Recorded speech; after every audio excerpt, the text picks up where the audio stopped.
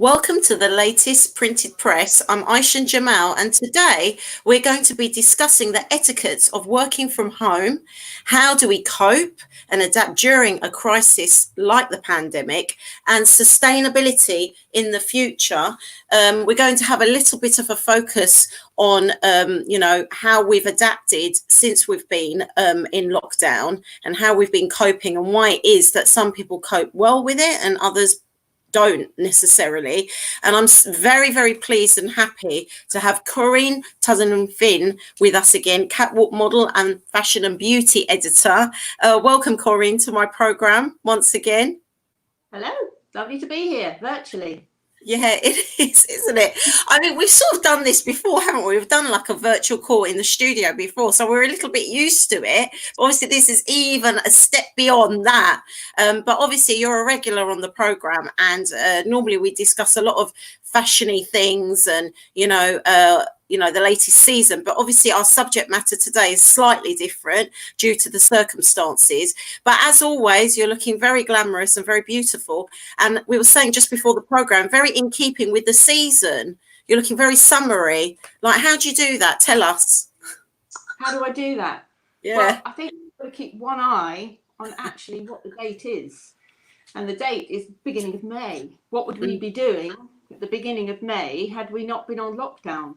And the chances are we'd probably have been looking through our fashion wardrobe and planning what we're going to be wearing for the summer. I'm not going to say that, the summer holiday. No, we'd be planning what we would be wearing. And there's absolutely nothing stopping us from having a little bit of an experiment with some of the things, perhaps ready for next year, that we can wear when nobody can actually see us.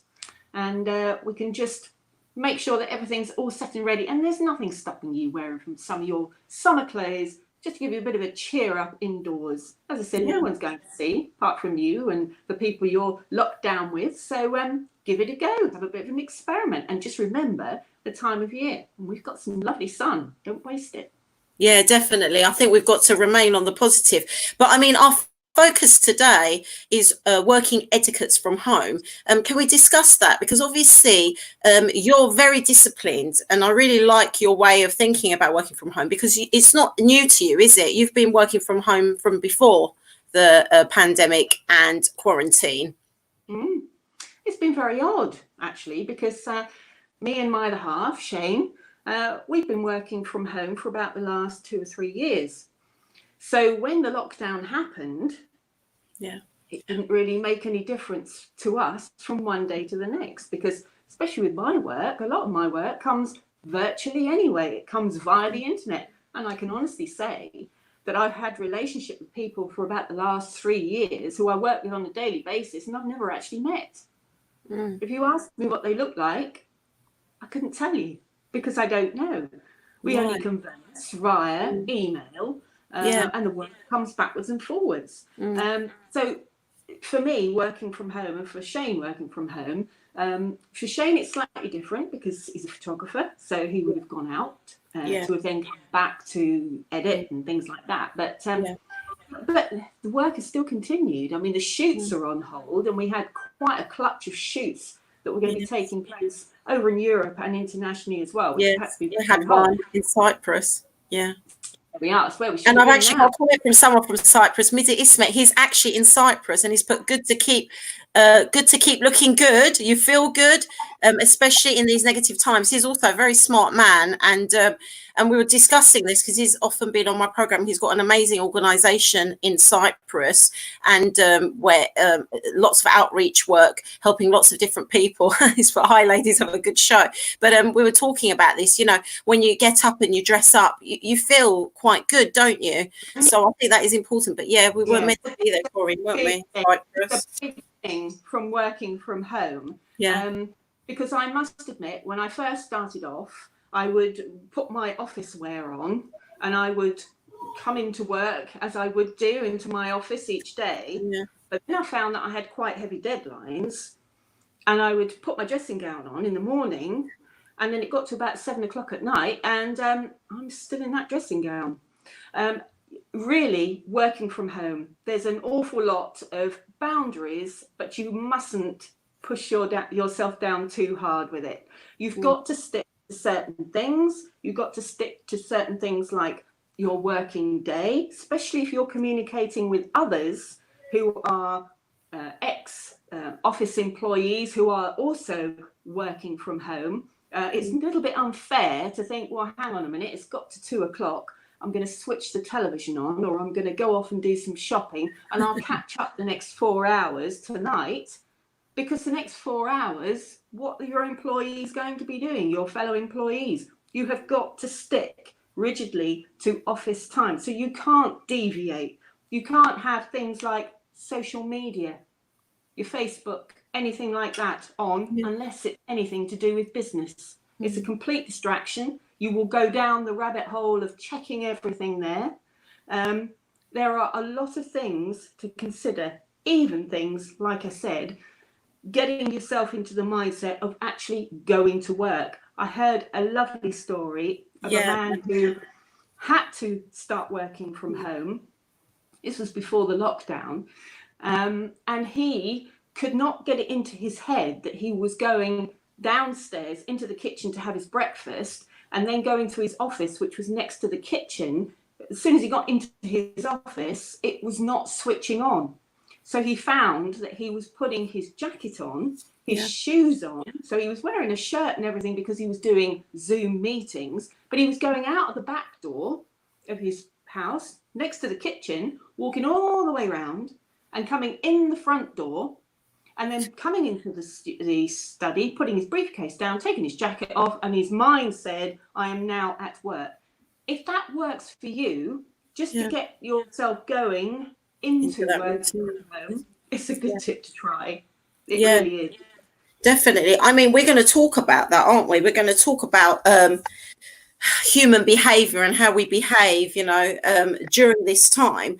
But what are the new methods of working then? So what sort of tips would you give to people to ensure that they do focus? I mean, I really like the fact that you said no social media, keep within your times. Anything else, that advice that you would give to our viewers out there, how they can sort of stick to these new methods of working and make sure they get their work done?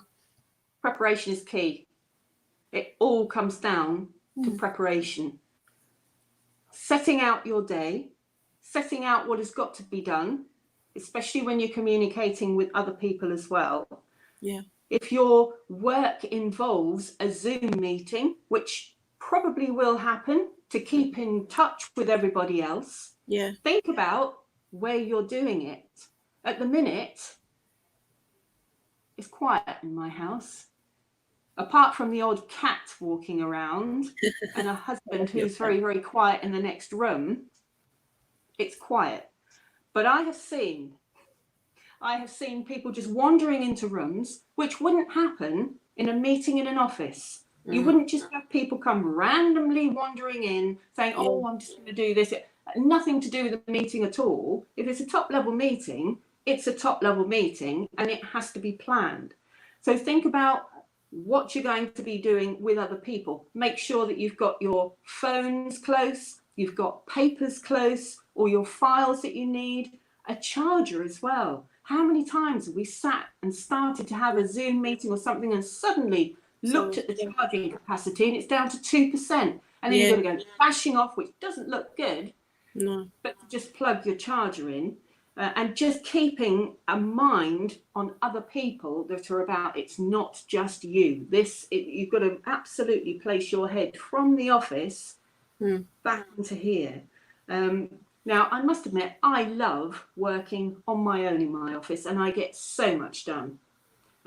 Silly things like if I need a cup of coffee, I'll just whip into the kitchen, pour myself one and my husband one, and then go back and carry on working.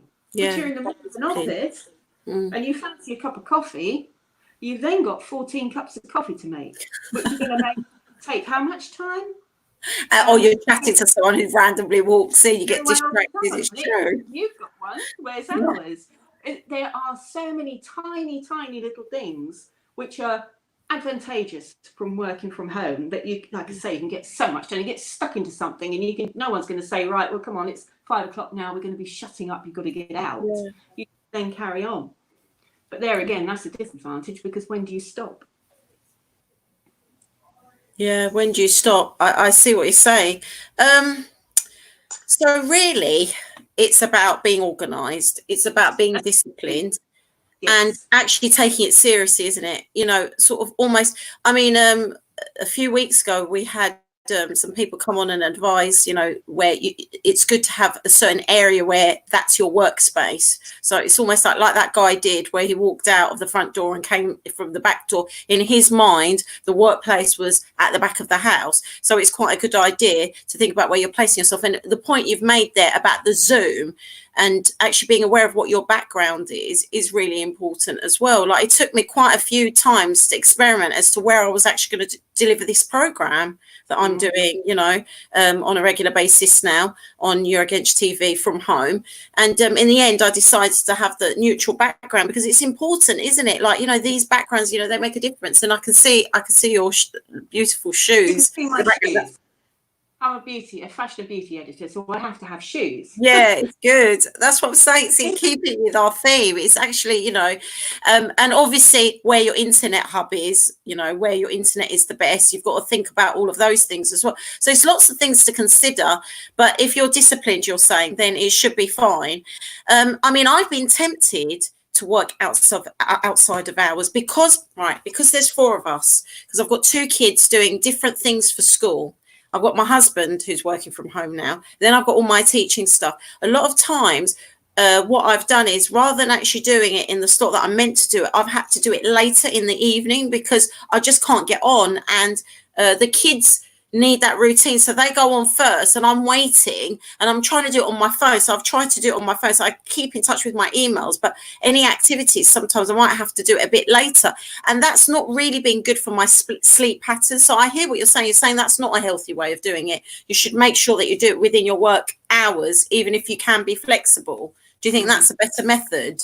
It is. It depends how you're going to be going forward. If you are going to adapt and you are going to be, let's say, permanently working from home, then I'm afraid you're going to have to sit down with your family, especially if there are young children about, and say, I'm at work.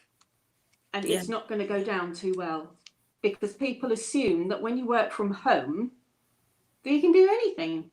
Go anywhere, do what you like, really. Doesn't really matter. You're working from home. Sit there in your pajamas all day.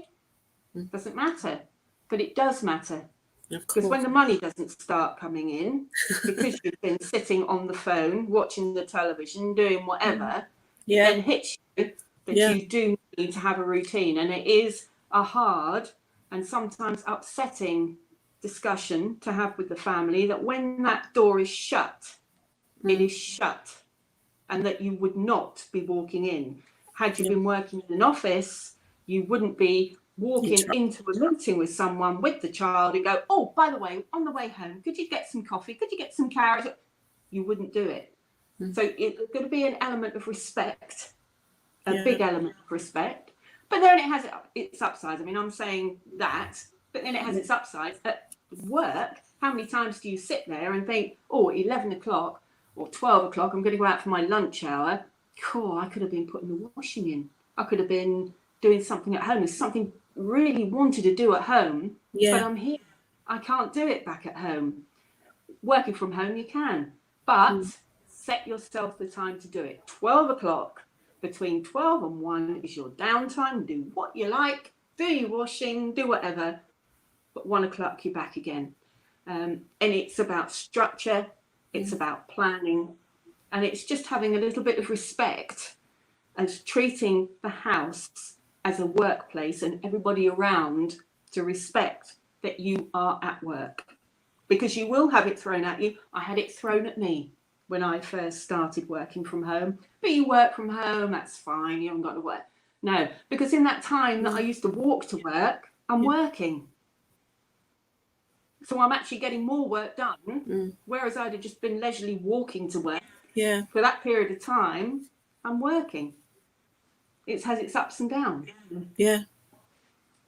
It does. And I think it's good for the mental health as well to have some sort of purpose routine. So, you're not sort of completely come out of it. Like I said, I think by me working later, it threw me out with my sleeping pattern. And that in turn can cause anxiety, tiredness, and it can affect your well-being and the level at which you work. So I think it's very important, all of these things that you've said. It's very handy tips. But I mean, going on to our next question, and this was sort of an article that I actually saw on your Facebook, and I was very interested for us to discuss, is why do some people, fall to pieces and why others adapt so well to crisis situations? Why is that? Is it because people are stronger or weaker? What's the reason why some people do well and some people don't?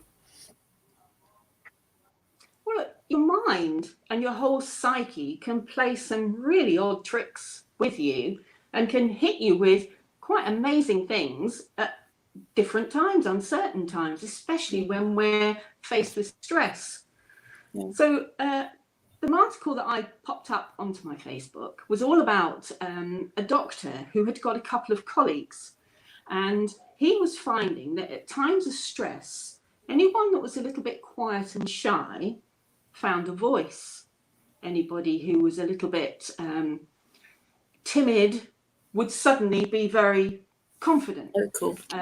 He cited a couple of doctors, one of which was a lady doctor who worked out in a little village in England and just had the same things, saw the same people each day, very, very quiet lady, who actually volunteered and moved down to central London to become on the front line of a COVID ward.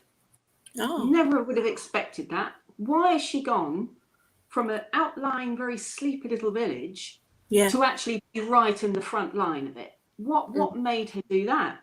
And then on the other side, he's had a male doctor, and I'm not going particularly with genders at all, but a male doctor who was used to going out to Gambia, to Kenya, sleeping in huts, sleeping in most awful of situations, helping people out there.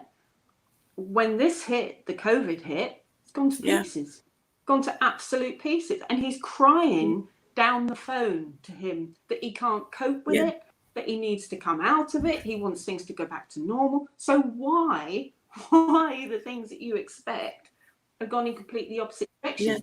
And it is all down to normality. It's because the doctor who was working away realised that he could, at any point, hop on a plane, come back to his apartment or wherever he was living, and everything would be normal. The other lady went straight into the thick of things where things were abnormal and was very, very comfortable with it. And this is why some people cope and some people don't cope in a crisis, because it's what they're used to, what they're going to look forward to, what is ahead. Some people, if they don't know what's ahead, like say people are going to be made redundant, you'll get some people who will go to pieces, absolute pieces, and you'll get others who'll go to pieces for a day and then suddenly think, right, how can I get round this? What other things can I do? But it's how your psychology, and you sometimes don't even know until the crisis hits as to how you're going to cope. And it could be so surprising to not only yourself, but to other people to think, well, I'd never, ever have thought that person would have done that. And it's all to do with the human psyche and behaviour. Well, I mean, I think I've reacted very unusually. Like, we were talking about how I've had high anxiety just going to the supermarket and thinking about how to cope with that. And yet I'm somebody who travels constantly, at least a couple of, every couple of months I'm traveling, if it's for work, if it's for pleasure. But, I go all over the world and do all sorts of things. But yet now I'm having high anxiety about going into a supermarket. And we were analysing that and the thought processes, and we sort of came up with some stuff. I don't know if you could go through that a little bit for our viewers, because it was really interesting, because you sort of almost psychoanalyzed me as to why it was that I was getting these anxieties about going to the supermarket. Well, I did exactly the same, and that's why I had to look into it and think, why on earth am I doing this? Why am I doing this? exactly the same as you. I would go into the first time that I went out to the supermarket after this was announced and we had the lockdown. I had my gloves on, and I was starting to panic. My mind just completely disappeared as soon as I walked in because I'm mindful that people are getting quite close. Therefore, what am I supposed to be in here for? I can't remember. And I can't, everyone's moving in a line so slowly. I've got to make sure I keep that distance. And sorry, what have I come in here for? Yeah. My list was on my phone. And of course, you can't touch a phone screen with gloves on. Yeah. And these were just like fairy gloves. So I had to take my gloves off to touch my screen. Then I panicked, thinking, what's on my screen? Oh, there's nothing on my screen. I've only must put my gloves back on. Then my screen went off. So I was constantly having to take my gloves off, turn my screen on. And when it got to the checkout, and I really did want to get out of that place by then, how am I going to pay? Am I standing too close to somebody? Oh my goodness, that assistant's coming too close to me. She's leaning right across me because I bought a bottle of wine that needs to be checked through the checkout that unfortunately I'm over 18. But I panicked then, mind went blank. How am I going to pay for this? Oh my goodness, this is over £50, which means I've now got to take my glove off again to actually press the, oh my goodness, I've got to press the keys. So many things to think about, isn't it? It's panic. And it is a sense of panic. And it goes back to that bit again of not knowing the bit ahead. Normally, you'd say, I'm going into this shop. This is where I'm going to buy that. I don't care who's around me. I'm going in there, getting that, putting it in my basket, going to the checkout, and your brain is processing all the time. Yeah. And the next thing you think is, where have I parked the car? Oh, yes, I left it over there. And then before you know it, you're on the way home. Job done. This has thrown things in the path, and we don't know what's ahead. And the brain works in exactly the same way. I think we were talking about a woman who's having a baby. When babies are born on a certain day, why is it that if you've got, like I say, a textbook delivery, why is it that come, say, 9 or 10 in the morning, you suddenly start to have contractions? Yes. How does the body know? I can't control it. Nobody can control it. But your body does things like this. And this is why a time of crisis, you can't just guarantee that you're going to act a certain way. And you can't say to other people, well, you did surprise me, because we're all in this together. And who knows how each of us is going to act. And we have to be mindful of other people, how they're going to act, and respect it as well. If people do start panicking that don't normally panic, support them. Don't belittle them. I think that's very important. And I think that's why we're doing all of these programs, and we've got all the helplines and discussions and forums. And I think social media can work well for things like that if we use it positively. I mean, as part of your work, you've been writing reports for various focus groups and looking at human behaviour. I mean, what sort of patterns, if you could just tell us a bit of background as to what you've done, and then what sort of patterns have you found, just to sort of as a point of interest for our viewers? Some of the things are just not surprising. At the minute, we're on the verge of whether we can actually start going back to work or not. The voice was, when we first went down, I don't want to be held down. I want to go to work. I want to be able to get out of the house. Now that we've been doing it for 42 days, we've now got into the mindset of, is it safe to go back? And we are now thinking, we need all the boxes ticked before we'll even venture out of the house. So once we get the okay to go back, will we want to go back? And a lot of people, I think, have been thinking that on their own, thinking to themselves without actually discussing with other people. I don't feel safe going back to work. And if they have discussed it with other people might say, well, don't be stupid or whatever. And you think you're the only one. And it's quite interesting listening to focus groups, because people come up with things that you've perhaps kept quiet about, but you've thought about, and you think you're the only one. And sometimes not only are you not the only one, but you're actually the majority.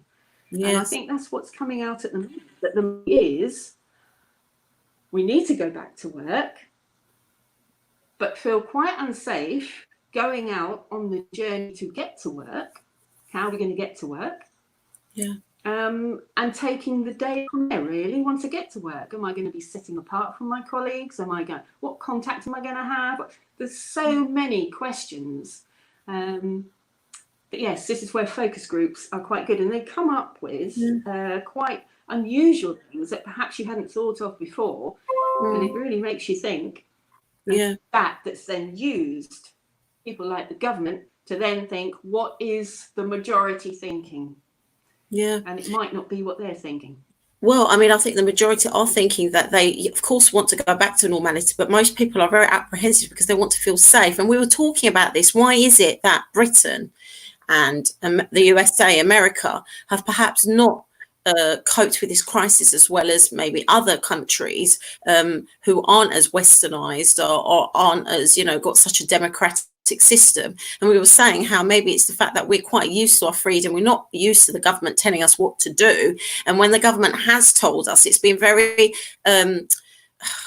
not very clear, and they haven't sort of said this is what you do, and there's no which way about it. And I think you came upon a very interesting point. You said that we've got a very rigorous legal system in this country, same with America, and also our media is very robust. I mean, what could you say about that? Because I think it's very interesting for audiences to think about this in this perspective. Well, the government had been accused of being very ambiguous, meaning, what exactly do you mean? So if you say something, I am able to interpret it one way, and you might interpret it in a completely different way, because it's not definite, it's a little bit wishy-washy. And this is what generally happens in business. As you said, USA and the UK, we hold our heads up high because we do have a very, very good legal system. People admire our legal system. And we also have very strong media, journalists who will ask quite probing questions. And we've seen it in the UK press briefings. We've seen it across America as well.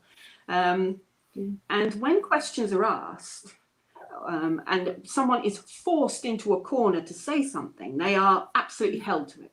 And it's the same with legal, it's the same with media. You are held to what you said, and God forbid you slip up or put something in the wrong order, or come out with something that perhaps you weren't supposed to come out with, or you came out with an opinion that doesn't actually address and follow the rest of everybody who you're supposed to be representing. And we have a big fear of litigation. Yeah. Are we going to, sorry, I think it's litigation, not litigation, too. Should know that, shouldn't I, with my words?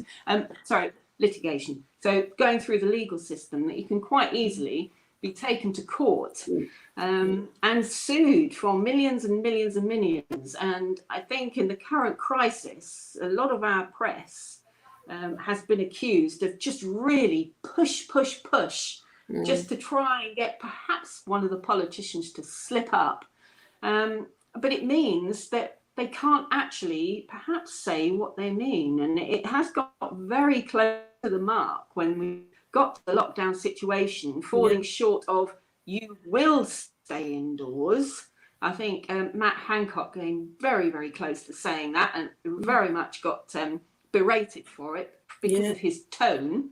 But when we look at the figures overall, you have to link the two together, because we've got other countries who literally have done as they've been told. They've been told in no uncertain terms where they are. And you have to go back to even perhaps child mentality, really. If you tell a child, well, perhaps you shouldn't really be crossing the road there because you might get knocked down, knowing that it's a busy road, it's then in the child's hands to think, well, am I going to do it or not?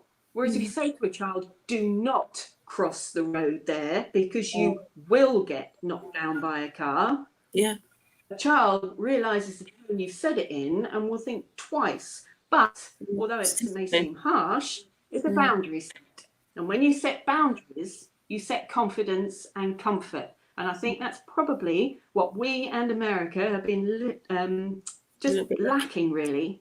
I Does agree. that confidence of that Yes. boundary, because it's been left up to us to interpret it the way you will, because I didn't actually say it, No. not in And that way.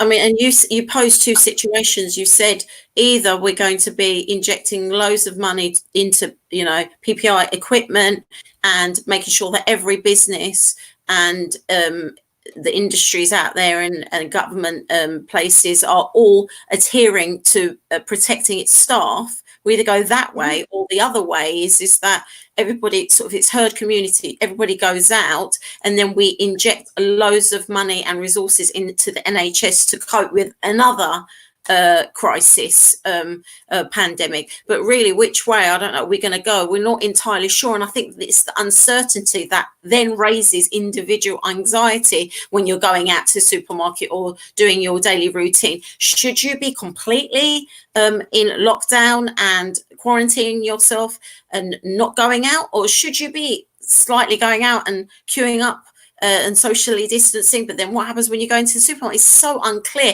And I think it's these uncertain terms that makes it difficult. And I do think other countries have been better examples than ours. I mean, but then again, like you said, do you want to be? I mean, of course, the pandemic will hopefully be over at some point. Do you want to be in a country like that where you're told what to do all the time? Or do you want to be in a country where you are given a voice and freedom of speech and action of what you want to do? So, I mean, there's swings and roundabouts, really, isn't it? Yeah, there is no definitive right answer. Yeah. But I think all that's needed at the minute is perhaps just a little bit of tightening up.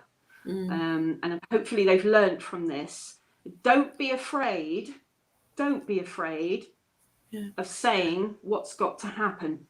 I mean, if we can compare this to a television program, The Apprentice, a lovely BBC program. I love watching it, all about startups, prospective business, entrepreneurs. In America, they actually got slated. I think Donald Trump was accused of the way, the manner in which he spoke to people was upsetting them. They didn't like being spoken to in that way. We listened to Lord Alan Sugar talking to our lot, and I won't say he doesn't care, but it's in a different tone. And it puts people in a place, but it leaves you with the feeling that he actually does know what he's talking about. He's been there, done that. And he's just moving things on. Stopping things, saying and moving things on. And I think sometimes we just need to adopt that firmer tone, just so we all know where we stand, and then we'll feel a lot safer. We're actually running out of time. We've actually gone over our program time, but we've got a few more minutes. But I just wanted to touch upon sustainability as well, what we think the future will hold with that. I mean, we're discussing the fashion industries haven't done very much. They've been quite dormant of recent times with this pandemic. I think we would have thought that they should have stepped up, maybe been more involved with at least giving out equipment and things like that. But I mean, I think that's for another program. I think you're going to have to come back in the next few weeks, like discuss that in a little bit more detail. But with sustainability, ending on a positive, what do we think might happen in the future now with that? Well, we're obviously going to see a lot more people working from home, and that is very, very sustainable, particularly when it comes to travel. But you do have the downside with that, because if people are working from home, they're going to be using more electricity and gas, which is not good. So it really hangs in a fine balance. And this is where companies, I think they've literally got to go back to their business model, take it apart, and see where they can build it back again and fill in the gaps, take things out, put other things in. And as we were talking about fashion, I think the fashion industry will most certainly be doing that, because they've been hit hard. But they'd be looking at things like water use and different ways that they produce garments and fabrics, and getting it to people. I mean, I think I have noticed, a lot of people have noticed, that the air feels fresher, it feels brighter. I think certainly having that less traffic and, having less pollution has made a difference. So, of course, it's tragic, the amount of deaths, the pressure on the NHS, there are heroes, pressure on key workers, and obviously this pandemic, spreading all over the world and making us go into quarantine is very sad, but hopefully there is positives for the environment, the fact that it's been less busy. Hopefully when we go out there, it will be better. And there'll be new ways of thinking about work as well. Like, you know, a lot of, I mean, I was talking to a local councillor recently, and she said, you know, we had services where people had to go and visit a certain building, but now we found ways where we can do it online. So certain people will actually be able to work from home even after this pandemic. And I think that work flexibility will ensure less traffic, will ensure that our environment will be better. But like you said, the flip side is that, you know, we're going to be using energy within the home. So we've got to think about that. But then again, these energy companies, like you said, will start to have to think a little bit more outside the box. And now, you know, it's at this time that I think they will have to be more sustainable. I think now those companies that weren't as sustainable as we wanted them to be will have to be now, really. They'll be forced into it, because that's where the economy and the system will go, hopefully. Yes, but we always found that in a supply chain, and I've mentioned this before, that if you have not got all your ducks in a row as far as your supply chain leading up to your manufacturer, and they're not all adhering to good sustainability, before the lockdown, before COVID, a lot of them were going to be disappearing purely because they didn't adhere to it. Now we've got a different situation where they might be going anyway, because they're in that financial situation where they won't be. So there's gaps to be filled. And this is why I say businesses have got to sometimes pull apart their business model, think, how are we going to rebuild this? And there's lots of fabulous ways, and especially for people like, we say Extinction Rebellion, people like that, who I must admit sometimes were actually bashing their head against a brick wall. People got to the point where they weren't actually, I think, listening to them because they were overstepping the mark to be heard. Yes. Now they've been given a big chunk, a big wedge, as you say, especially with water being cleaner, pollution. They can now start with a clean sheet and say, right, we knocked at the door before. We've now got the evidence, we've got proof, we've got visual proof. We now need to be heard, and people will have to listen, because there is no doubt, as you say, the air is cleaner, everything is better. We've just got to make sustainability and business work together and make it profitable, which it can be, make it profitable. And then both sides are happy. We've got a lovely, richer planet, a greener planet, but we're still making money and we're still allowing businesses to actually work within that. It's possible. But unfortunately, both sides have got to listen to each other. And will they listen? It will happen. Well, on that positive note, I mean, we've had comments coming in, but it's all sort of quite generic comments, you know, applauding us, hearts, applause. So I think everyone's in agreement with us. We haven't had any questions, but certainly when you're next on, I would say to the audience, please post some questions to us if you've got any questions. But they've all been in agreement with us, I think, today. It's been fabulous having you on my program. Thank you ever so much for giving your expertise, advice, as always, Corinne. And we've sort of ended on a positive, really, with the sustainability and thinking about the environment. You know, it isn't all doom and gloom, and it's quite nice to end on that positive. But it's been great, and hopefully we will have another slot in the next couple of weeks. I know you're very busy, but hopefully we'll be able to sort something out. But it's been a pleasure. Thank you very much. And that's it from us from Eurogenge TV. Thank you very much for listening, and I hope you have a very good evening. Good night.